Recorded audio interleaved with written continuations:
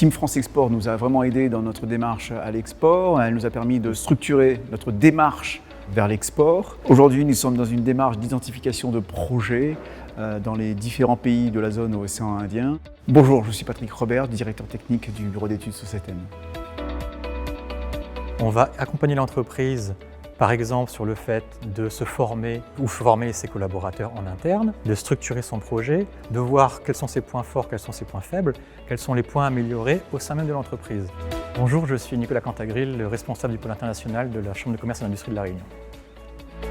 Une des premières démarches sur lesquelles nous nous sommes lancés, c'est dans les formations. Ces formations-là nous ont permis de comprendre les marchés, les différents marchés qu'il y avait autour de nous et d'appréhender le meilleur moyen pour pénétrer ces nouveaux marchés. Alors, l'objectif pour lui, ça a été d'abord de se former, de se préparer pour aller sur des territoires étrangers, puis d'avoir un programme personnalisé pour rencontrer des partenaires potentiels identifiés par la Team France Export dans son secteur d'activité.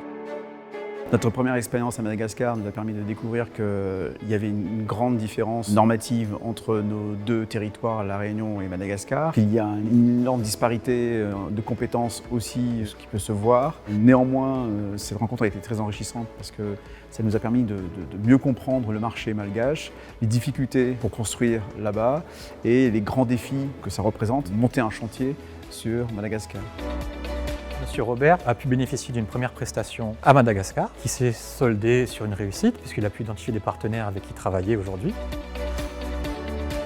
Team France Export nous a accompagnés également sur d'autres territoires, à savoir l'île Maurice, l'Afrique du Sud et le Mozambique. Sur chacun de ces territoires-là, c'est des difficultés ou des spécificités qui sont propres à ces territoires. Le fait d'être en relation avec des entrepreneurs dans ces pays permet d'avoir un discours vrai, un discours sur les difficultés réelles que rencontrent ces entrepreneurs dans leur propre pays. Ils sont donneurs de conseils, ils nous orientent pour atteindre les objectifs qu'on se fixe. Ils nous font éviter aussi pas mal d'erreurs que peuvent commettre les entreprises qui arrivent sur ces territoires-là, des erreurs administratives, des erreurs fiscales, des erreurs culturelles aussi. Une fois que l'entreprise est implantée sur un marché extérieur, évidemment notre accompagnement ne s'arrête pas.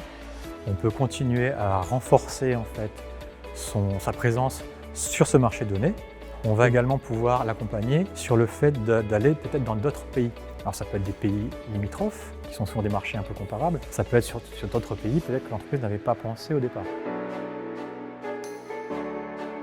Le pôle international nous a aidés dans notre démarche à l'export. Il nous a proposé un grand nombre de formations qui nous ont permis d'améliorer nos connaissances sur les pays étrangers, notamment dans l'océan Indien, et éviter les différentes erreurs que peuvent commettre les entreprises qui partent à l'étranger.